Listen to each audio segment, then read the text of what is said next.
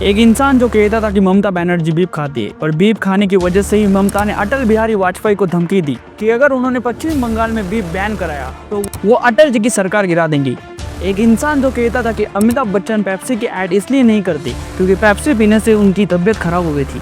एक इंसान जो कहता था कि हेमा मालिनी लक्स साबुन से नहीं बल्कि बेसन में मलाई डालकर नहाती है और पूरे देश को ये बात नहीं बताती, वरना पूरे देश की महिलाएं हेमा मालिनी की तरह खूबसूरत हो जाएगी। जुकाम से लेकर कैंसर तक सभी बीमारियों के इलाज के जो दावे आज बाबा रामदेव करते हैं, उनकी शुरुआत इसी शख्स ने की थी। वो कहता था कि पिछले 20 सालों में वो कभी बीमार नहीं पड़ा। जो इंसान अपने अंगूठे पर मेथी का दाना बांधकर जुकाम ठीक कर लेता था, समर्थकों की माने तो ये शख्स आज अगर जिंदा होता तो भारत में स्वदेशी और आयुर्वेदिक का सबसे बड़ा ब्रांड बन गया होता, बाबा रामदेव से भी बड़ा। लेकिन सिर्फ 43 साल में उनकी मृत्यु हो गई। उनके समर्थक दावा करते हैं कि ये मौत नहीं, हत्या थी। मैं बात कर रहा हूँ राजीव दीक्षित जी की, जो कभी बाबा रामदेव के साथ और भारत स्वाभिमान ट्रस्ट के सेक्रेटरी हुआ करते थे। मृत्यु के 1 दशक के बाद भी उनकी वीडियोस लाखों में देखी जाती है। क्या थी राजीव दीक्षित की ये कहानी, क्यों उनकी मौत विवादों के घेरे में आई, ये जानेंगे आज की इस वीडियो में। नमस्ते, आप देख रहे हैं पैट एक्सप्लेन। राजीव दीक्षित जी का जन्म 30 नवंबर 1967 को यूपी के अलीगढ़ में हुआ था। बताया जाता है कि उन्होंने इलाहाबाद से बीटेक और आईआईटी कानपुर से एमटेक की पढ़ाई की थी। हालांकि इसको लेकर कुछ विवाद भी है। 2015 में एक आरटीआई के जवाब में बताया कि राजीव दीक्षित नाम का कोई भी छात्र उनके यहाँ से पास आउट नहीं हुआ है। इसके अलावा अपने एक वीडियो में राजीव दीक्षित ने यह भी दावा किया है कि उन्होंने फ्रांस से पीएचडी की थी और सीएसआईआर में एंटी ग्रेविटी पर भी रिसर्च का काम किया था। वो बताते हैं कि उनकी रिसर्च के लिए जर्मनी के मैथ्स प्लांट इंस्टीट्यूट अरबों डॉलर देने के लिए तैयार हो गया था, लेकिन वो नहीं चाहते थे कि उनकी रिसर्च किसी और देश के हाथ लगे, इसीलिए उन्होंने रिसर्च बेचने से इनकार कर दिया। 1984 में भोपाल गैस त्रासदी के बाद राजीव का नाम सुर्खियों में आना शुरू हुआ। उन्होंने यूनियन कार्बाइड कंपनी के खिलाफ प्रदर्शन भी किए। हालांकि उनका एक दावा ये भी था यूनियन कार्बाइड वाली घटना अमेरिका की एक सोची समझी साजिश थी और इसे भारतीयों पर एक एक्सपेरिमेंट के तहत अंजाम दिया गया था। यहाँ से राजीव दीक्षित ने विदेशी कंपनियों के खिलाफ एक मुहिम छेड़ दी। उन्होंने देश भर घूमकर भाषण देने शुरू की। इन भाषणों में वो भारतीय शिक्षण व्यवस्था, टैक्स सिस्टम और मॉडर्न मेडिसिन और अंतरराष्ट्रीय कंपनियों की आलोचना किया करते थे। एक भाषण में उन्होंने ये भी कहा था कि भारत का वर्तमान लीगल सिस्टम अंग्रेजों की बनाई गई फोटोकॉपी जैसा है और इसे बदला जाना चाहिए। इकोनॉमिक सिस्टम के बारे में राजीव दीक्षित कहा करते थे कि देश के टैक्स सिस्टम को डिसेंट्रलाइज कर दिया जाना चाहिए क्योंकि यही देश में भ्रष्टाचार की जड़ है। उनका ये दावा था कि देश का 80% टैक्स ब्यूरोक्रेट्स और नेताओं की जेब में जाता है। भारत के बजट सिस्टम को ब्रिटेन से प्रेरित बताने वाले राजीव दीक्षित 500 और 1000 के नोट बंद करने की सलाह भी दिया करते थे। उनके हिसाब से लिबरलाइजेशन, प्राइवेटाइज और ग्लोबलाइजेशन भारत के सबसे बड़े दुश्मन थे जो भारत को आत्मघाती स्थिति में ले जा रहे थे। राजीव जी कहते हैं कि देश के विचारकों ने खेती के क्षेत्र में पर्याप्त विचार नहीं किया, जिसकी वजह से आज देश के किसान खुदकुशी करने पर मजबूर हैं। राजीव दीक्षित जी ने विदेशी कंपनियों के खिलाफ भी खूब बोला।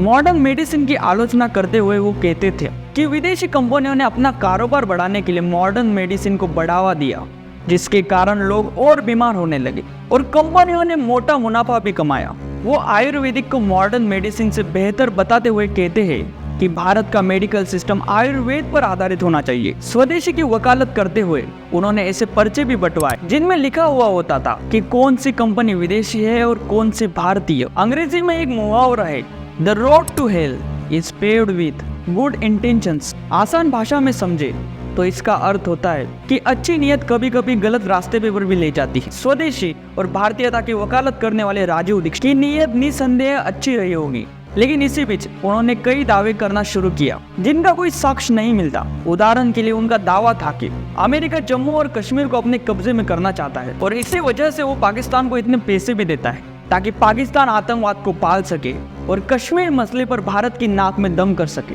ऐसा एक दावा उनका प्रधानमंत्री नेहरू को लेकर भी था, जिसमें वो कहा करते थे कि जवाहरलाल नेहरू, मोहम्मद अली जिन्ना और एडवीना एक ही कॉलेज में पढ़ा करते थे और एडवीना से दोनों प्यार भी करते थे।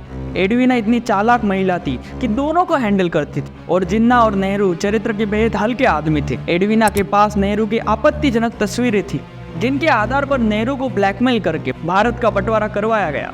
ऐसे ही कई और दावे जिनका कोई साक्ष्य नहीं है।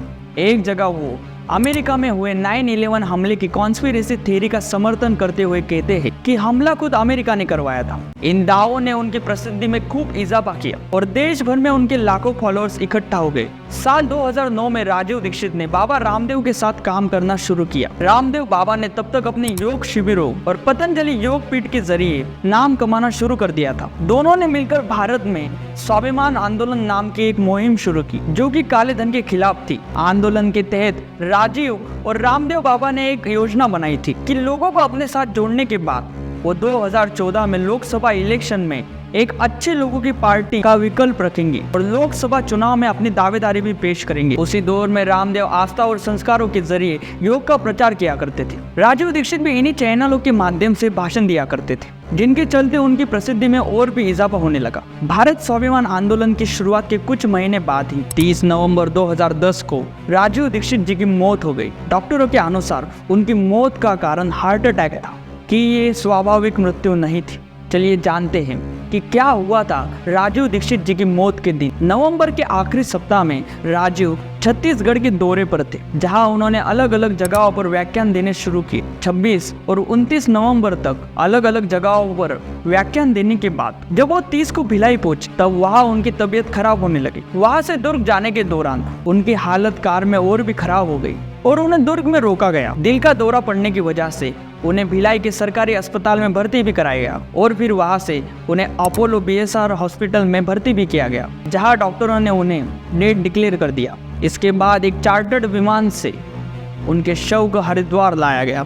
राजीव के समर्थकों का कहना था कि उस रोज उनका शव बैंगनी और पीला पड़ गया था। ये देखकर वहां मौजूद लोगों को शक हुआ कि ये स्वाभाविक मौत नहीं, हत्या हो सकती है। ये देखकर कई लोगों ने पोस्टमार्टम करने की मांग की, लेकिन राजीव दीक्षित जी के परिवार ने पोस्टमार्टम करने से इनकार कर दिया। अंत में राजीव दीक्षित जी का हरिद्वार में अंतिम संस्कार कर दिया गया, क्योंकि शव का पोस्टमार्टम नहीं हुआ था। इसीलिए राजीव दीक्षित जी से जुड़े हुए लोगों ने आगे चलकर उनकी मौत को लेकर हत्या की आशंकाएं जताई। कई बार उंगलियां बाबा रामदेव के ऊपर भी उठी, लेकिन बाबा रामदेव हमेशा ही इन आरोपों पर इनकार करते हैं। बाबा रामदेव के अनुसार उन्होंने राजीव दीक्षित जी से बात कर उन्हें समझाने की कोशिश भी की थी। राजीव की तबीयत खराब थी, लेकिन वो एलोपैथी इलाज से इनकार कर रहे थे। एक मुद्दा ये भी उठा कि राजीव की बॉडी को वर्धा ले जाने की बजाय हरिद्वार में रामदेव के पतंजलि आश्रम में क्यों ले जाया गया। साल 2017 में बाबा रामदेव से जुड़ी हुई एक किताब भी आई थी, जिसका नाम था गॉड मैन टू टाइकून। किताब में राजीव की हत्या से जुड़े हुए कई और सवाल उठाए गए, पर रामदेव इस किताब के खिलाफ कोर्ट गए और ऐसी दलील दी कि किताब में कही गई बातों से उनकी छवि खराब हो सकती है। कोर्ट ने बाबा रामदेव के किए हुए दावों को स्वीकार करते हुए किताब पर बैन लगा दिया। इसके बाद भी कई सालों से राजीव से जुड़े हुए उनके समर्थक उनकी मौत में किसी षड्यंत्र का आरोप लगाते हैं। इसी के चलते साल 2019 में प्रधानमंत्री कार्यालय के द्वारा केस को दोबारा खोले जाने के निर्देश दिए गए, लेकिन राजीव की हत्या हुई थी या स्वाभाविक मृत्यु, इस सवाल का जवाब आज तक नहीं मिल पाया। या फिर जिन कंपनियों का उन्होंने भांडा फोड़ा उन्होंने ही उनको मरवा दिया, ये कोई नहीं जानता। आपको क्या लगता है, ये हमें कमेंट करके जरूर बताइए और ऐसे ही और वीडियोस के लिए देखते रहिए पैट एक्सप्लेन।